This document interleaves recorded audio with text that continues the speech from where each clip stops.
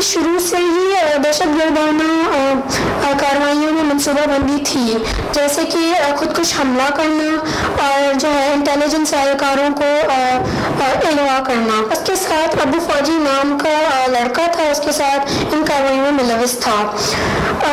इन कार्रवाइयों के लिए 1 अप्रैल को तंजीम ने ये सामान मुहैया किया था और इस सामान में 2 जैकेट्स और 4 हैंड ग्रेनेड्स और कुछ गोलियां थी।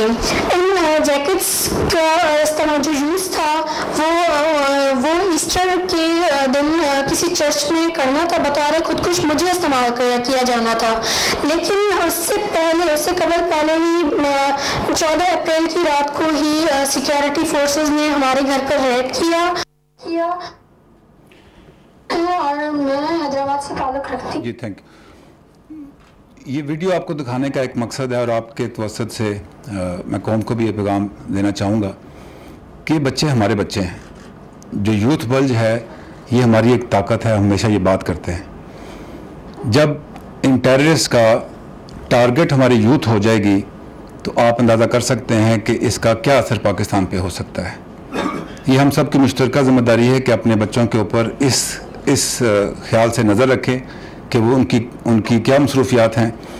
बच्चे हमारी कौम की मिल्कियत हैं, इनका ख्याल करना हमारी ज़िम्मेदारी है।